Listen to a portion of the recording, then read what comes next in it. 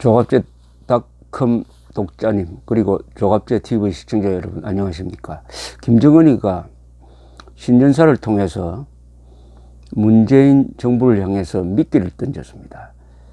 평창 동계올림픽에 참여하겠다. 그러나 이런 전제 조건이 필요하다. 회담을 하자. 이런 이야기인데, 앞으로 전개될 사태가 상당히 복잡합니다.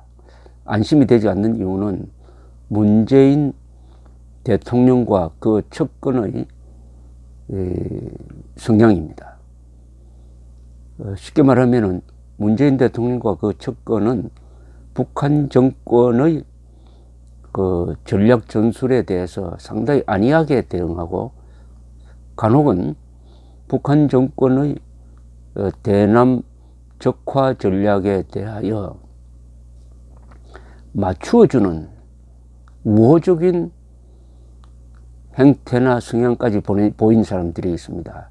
그리고 북한 정권에 놀아난 사람들도 있습니다. 문재인 정권에 영향을 미치는, 통일 안보 분야에 영향을 미치는 사람들 중에서는 노무현 그리고 김대중 정권 시절에 굴욕적인 대북 정책에 참여했던 사람들이 있다 이겁니다. 그러니까 그런 사람들 이야기를 들어서 김정은의 이 승부수에 대응을 하다가 보면은 한미동맹의 균열을 일으킬 수가 있다. 오히려 평창올림픽이 실패할 수가 있다. 북한 팀이 참석함으로써 오히려 올림픽도 엉망이 되고 한미동맹이 균열로 갈라질 수가 있다. 이런 걱정을 하지 않을 수 없습니다. 주변에는 북한 정권의 전략 전술에 대해서 제대로 아는 사람이 거의 없고, 오로지 대화파만 모여 있습니다. 대화파. 한미동맹의 적대적인 사람도 있습니다. 대한민국의 역대 대북 정책에 대해서 적대적인 사람도 있습니다. 그렇다면 북한 정권에 말려들 가능성이 매우 높습니다. 이게 걱정거리입니다. 북한 정권을 상대로 해가지고 이겨본 사람이 있어야 되는데 진 사람밖에 없어요. 끌려간 사람밖에 없습니다. 이런 사람들을 상대로 해가지고 지금 김정은이가 마지막 승부수를 던졌습니다. 이런 위기 상황에서 다행히 제야에는 북한을 상대로 당당하게 이겨본 사람들이 상당히 많습니다. 북한 정권의 전략 전술 말 하나까지 다 간단 명료하게 해석할 수 있는 사람들이 많습니다. 그런 사람들이 문재인 대통령에게 영향을 미칠 수 없는 지금의 처지가 문제인 거죠. 북한 정권이 가장 두려워하는 사람 한 사람 있죠. 이동복 씨입니다. 이동복 씨가 주도한 남북 기본 합의서라는 게 있습니다. 91년에 남북 간에 합의가 되었는데, 이것은 7.24 공동성명, 남북 기본 합의서 6.15 14선언 중에서 가장 대한민국에 유리하게 되어 있습니다. 우리 페이스로 되어 있어요. 그러니까 북한은 남북 기본 합의서를 남북 간의 합의서에서 뺍니다. 왜냐하면 자기들한테 가장 불리하니까. 그래서 6.15선언, 14선언, 김대중, 노무현 두 대통령을 농락한 그것만 내세웁니다. 이동복 선생이 주역이 되었던 남북 기본 합의서, 그것을 우리가 다시 살려내야 됩니다. 남북 기본 합의서대로 하자고 이야기해야 됩니다. 그런데 이동복 선생이 하도 하셨던지 글을 하나 써서 조갑제닷컴에 올려놓았습니다. 요지는 김정은이가 트로이의 목마로서 평창 올림픽을 이용하려고 한다는 뜻입니다. 이 내용을 한번 소개하면서 저희 해설을 곁들이겠습니다. 이동복 선생은 한국일보 기자 출신이고 70년대부터 남북대화에 관여했습니다. 20년 이상 견업에 있었고, 그리고 자민련의 김종필 총재의 자민련의 국회의원도 했습니다. 제야로 돌아간 이후에도 끊임없이 글과 말을 통해서 남북관계의 하나의 기준점을 제시하고 있습니다. 저도 아주 사숙하는 분입니다. 사숙이란 뜻은 개인적으로 배운다는 그런 뜻입니다. 이동복 선생은 이렇게 시작을 합니다. 김정은의 2018년 신년사는 북한이 궁지 탈출을 위한 최후의 승부수를 던진 것이다. 김정은은 오는 2월부터 3월에 걸쳐 열리는 평창 동계올림픽을 이용하여 한미동맹 파괴의 승부수를 던짐으로써 궁지 탈출을 시도하고 있다. 결국 북한은 평창 동계올림픽을 북한 핵 문제를 위협하고 북한과 미국을 위시한 국제사회 사이에 전개되고 있는 현대판 트로이 전쟁에서 국제사회의 대북 공조를 무너뜨리는 트로이의 목마로 이용하려 하고 있는 것이다. 이렇게 결론을 먼저 제시를 하고 나갑니다. 김정은이 평창올림픽의 성공적인 개최를 희망하면서 이를 위하여 대표단 파견을 포함해 필요한 조치를 취할 용의가 있으며 이를 위해 북남 당국이 시급히 만날 수도 있을 것이라고 말한 것은 이번 거의 신년사의 주 메시지가 아니다. 우리 대한민국은 이것을 가장 중요하게 보도하지만은 북한은 이 메시지 뒤에 함정을 파놓고 있답니다. 그 함정이 뭐냐? 이번 경우에도 역시 계획적인 애매모호한 표현으로 포장되기는 했지만 그가 던진 전제 조건들과 미국에 대한 핵 공갈의 핵심이 감춰져 있다. 김정은은 이번에도 북한의 성공적인 장기인 전제 조건 노름을 시작하고 있는 것이다. 우리는 김정은이 제시하고 있는 전제 조건을 잘 살펴봐야 한다. 이게 이동복 선생이 두고 되풀이하면서 강조하고 있는 부분입니다. 회담 참여하겠다가 문제가 아니라 무슨 조건을 걸고 있느냐는 거죠. 김정은은 이렇게 이야기했습니다. 무엇보다 북남 사이에 첨예한 군사적 긴장 상태를 완화하고 조선반도의 평화적 환경부터 마련해야 한다. 북과 남은 정세를 격화시키는 일을 더 이상 하지 말아야 한다.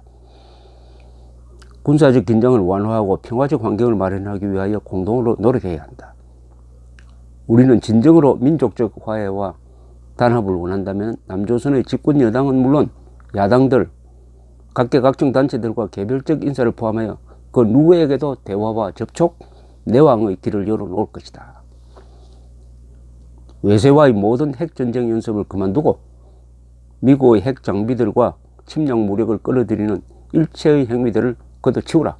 이렇게 전제 조건을 달았습니다. 복잡합니다. 복잡하지만은 이것은 북한 정권이 한국을 상대를 할 때마다 60년 동안 되풀이해온 것입니다. 되풀이해온 것입니다. 계속 해온 것입니다. 그래서 이게 의미하는 것은 뭐냐? 한미연합 훈련 중지, 주한미군 철수, 한미연합작전 체제의 해체, 미국의 핵우산 포기 등을 포함하는 한미동맹의 파기를 의미하는 것이고, 진정으로 민족적 화해와 단합 운운하는 것은 대한민국이 국가보안법을 폐지하여 모든 공산주의 활동을 허용하고 거꾸로 그 공산주의 활동을 단속하는 것을 반공활동을 오히려 불법화해야 된다.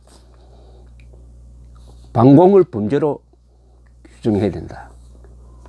이것을 지금 요구하고 있다 이겁니다. 이것을. 그걸 쉽게 말하면 한미동맹 해체와 공산활동 자유화를 전제 조건으로 요구하고 있다. 그것을 알아야 된다라고 이동복 선생은 경고하고 있습니다. 이동복 선생이 1972년 11월 초 평양에서 있었던 남북 간 쟁점 해소를 위한 협상의 자리에서 이동복 선생의 상대역이었던 정금철이라는 자와 나눈 대화를 소개하고 있습니다. 필자에게 공산주의에 반대하면 민족 단합이 되지 않고 민족 단합이 안 되면 통일이 안 되니까 공산주의에 반대하는 것은 통일에 반대하는 것이 된다는 주장으로 남측의 국가보안법을 시비하고 나섰다. 정금철이가 그렇게 나섰답니다. 이동국 선생은 이렇게 이야기합니다. 일견 논리적인 것처럼 보이는 정금철의 주장에 필자는 일시 황당함을 느껴야 했지만 곧 이어 이자들이 논리학의 3단 논법을 가지고 장난을 친다는 것을 간파하고 이렇게 이야기를 했다는 것입니다. 나도 한 가지 이야기할 테니 당신이 먼저 다대봐보라 면서 공산주의를 주장하면 민족 단합이 되지 않고 민족 단합이 안 되면 통일이 어려울 것이니 공산주의를 주장하는 것은 곧 통일에 반대하는 것이 아니냐 이렇게 되물었답니다. 정금철은 대답을 못하더라 이거죠. 이 회담을 통해서 어쨌든 정금철이는 대한민국이 국가보안법을 폐지해가지고 공산활동을 자유화하도록 하는 것을 전제적으로 끊임없이 내세웠는데 지금도 수십 년이 흘러서 이번에 김정은이도 똑같은 후렴을 반복하고 있다. 진정으로 민족적 화해와 단합을 원한다면이란 이 단서는 바로 방공을 하지 마라. 방공을 단속하라. 이 요구라는 겁니다. 그런데 이동복 선생의 이야기를 듣고 있으니까 문득 지금 적폐청산이라고 해가지고 지금 구속해서 감옥에 보낸 사람들 몇 면을 보면은 원세훈 전 국정원장, 그리고 이병기 전 국정원장, 남재준 전 국정원장, 그리고 구속 적부심에서 풀려난 김관진 전 국방장관, 이런 분들의 공통점은 방공 활동과 관련해서 지금 수사를 받고 감옥에 가 있다는 사실입니다. 이상한 생각이 들지 않습니까? 북한 정권이 노리는 방공 금지, 방공을 범죄시하는 것과 한국에서의 이른바 적폐청산 수사가 교묘하게 일치하고 있는 것은 이거 우연일까요? 난 우연이라면 좋겠습니다. 우연이 아니라면 너무 심각하니까요. 이동복 선생은 계속 이렇게 썼습니다. 김정은의 신년사에 대하여 남측의 문재인 정권은 이를 가뭄에 만난 단비처럼 반기면서 남북 대화를 서둘 것이 틀림없다. 심지어 일부 지각 없는 여권 성향의 일부 TV 담론꾼들은 성급하게도 평창 인근의 숙소가 대부분 이미 모두 예약이 완료된 상태라는 이유로 북측 참가 인원들로 하여금 금강산 지역의 숙소를 이용하여 동계올림픽 기간 중 그곳에서 평창 지역 행사 장소로 통근하게 하는 방안을 북측과 협의하자는 얼빠진 주장을 거론하는 진풍경마저 보여주고 있다. 문재인 정권은 아마도 만약 북한의 평창 올림픽 참가 문제를 가지고 남북 간 접촉이 이루어지면 북측이 거론하는 전제 조건들에 관해서도 최대한 타협적인 접근을 시도할 가능성이 농후해 보인다. 여기서 참 어마어마한 문제가 지금 기다리고 있습니다. 아니, 북한이 거론하는 전제 조건,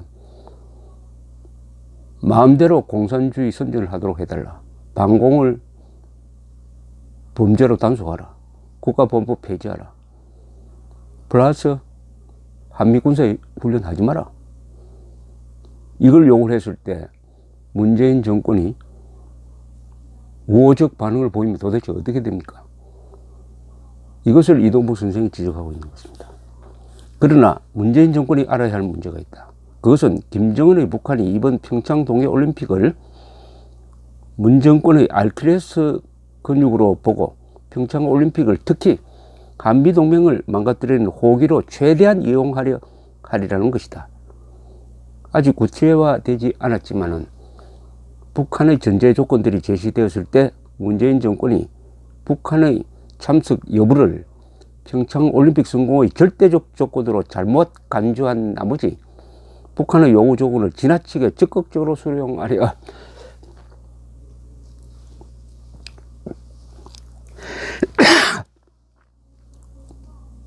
수용하려 한다면 그것은 비단 역설적으로 평창올림픽의 성공적 개최를 저해하게 될 뿐 아니라 한미동맹을 결단내게 할 가능성마저 없지 않다는 것을 문 정권이 인식해야 한다.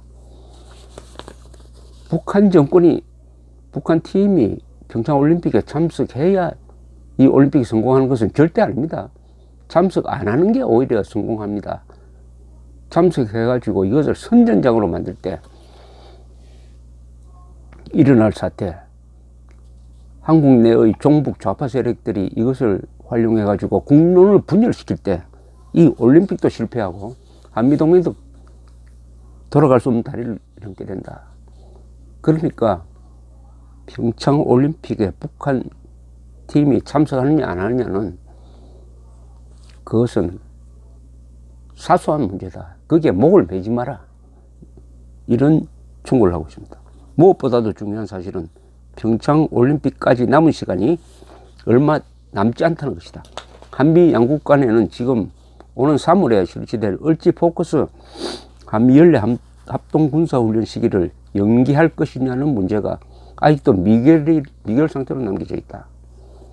이 훈련이 평창올림픽과 시간적으로 중복되는 것은 아니다. 그러나 평창올림픽과 이 훈련의 준비 기간이 중복되어 있다. 미국은 평창올림픽에 참가하는 자국 선수들을 포함하여 올림픽 자체의 안전 개최를 보장하기 위하여 오히려 올림픽 개최 기간 중 한반도 주변의 군사력 배치를 더 강화하기를 희망하고 있을 가능성이 있다. 더구나 작년 12월 미국 CIA는 북한의 핵탄두 장착 ICBM의 전력화를 사전에 봉쇄할 수 있는 시한이 3개월이라는 보고서를 트럼프 대통령에게 제출한 바 있다. 이렇게 되면 미국이 군사적 수단을 포함하여 북한의 핵 전력을 제거할 수 있는 시한은 오는 3월이 될 수밖에 없다. 만약 이 시한 안에 미국이 선택하는 수단이 군사적 수단이 된다면 2월은 그 같은 군사작전을 위한 준비가 진행되어야 할 시간대이다. 공교롭게도 이 시간대는 을지 포커스 한미 연례 합동 군사훈련을 위한 병력 및 장비 이동 기간에 해당한다. 그러니까 이것을 중단하거나 연기할 때 미국의 핵 억지, 핵 폐기 전략 자체가 위기에 빠진다. 이런 점을 지적을 하고 있습니다. 문재인 정권이 김정은의 신년사에 올바르게 대응하는 방법은 있다. 그것은 이동구 선생이 하나의 대안을 제시하고 있습니다. 김정은에게 아무런 조건 없이 무조건 평창올림픽에 참가하라고 역제안하는 것이다. 문재인 정권이 할 수 있는 것은 북한의 경제적 어려움을 고려하여 그것도 IOC와 협력하여 북한적 참가자들의 참가 경비를 도와주는 정도로 그쳐야 한다. 이게 정답이라고 저도 생각을 합니다. 왜냐? 북한 정권이 평창올림픽에 참석하는 것을 무슨 문재인 정권을 봐주는 것처럼 행동하게 해서는 안 된다는 겁니다. IOC의 올림픽 헌장을 존중하면은 북한 팀은 참석할 의무가 있는 것입니다. 참석이 권한이 아닙니다. 참석할 의무가 있습니다. 그러니까 전제 조건하고 이 평창올림픽하고는 아무 관계가 없어요. 이게 평창올림픽은 스포츠 행사로 다뤄야 합니다. 이것 가지고 무슨 정치회담 하려고 하면은 비례 관계가 맞지 않죠. 올림픽 정신을 훼손시키는 겁니다. 전두환 대통령이 없다면은 어떻게 했을 것 같습니까? 전두환 대통령 1986년 4월에 사마란치 IOC 위원장과 북한이 요구하는 분산개최, 서울올림픽 분산개최를 논의하는 자리에서 똑같은 이야기를 했습니다. 우리 이동복 선생과. IOC 위원장이 사마란치한테 물었어요. 북한이 먼저 올림픽 헌장과 IOC의 결정을 존중한다는 이야기를 하도록 하라. 그 다음에 몇 개 종목을 북한에 줄지 말지 그 다음에 논의를 해야 된다. 그리고 북한 정권이 한국을 군사적으로 공격할 가능성은 없다. 그렇게 하면은 한미군한테 북한이 박살난다. 그것은 북한의 자살 행위가 될 것이다. 더구나 중국과 소련도 그것을 바라지 않는다. 중국과 소련의 지원 없이 어떻게 김일성이가 군사적 도발을 하겠느냐. 그 걱정하지 마라. 걱정하지 말고 북한에 대해서 당당하게 나가라. 이렇게 이야기합니다. 똑같은 이야기를 아마 전두환 대통령이라면 문재인 대통령한테 충고할 겁니다. 김정은한테 이렇게 대답을 해야 됩니다. 올림픽 헌장을 존중하고 IOC의 결정에 따라서 평창 올림픽에 무조건 참가하라. 그러면은 우리는 경제적 부분에서 지원을 할 용의가 있다.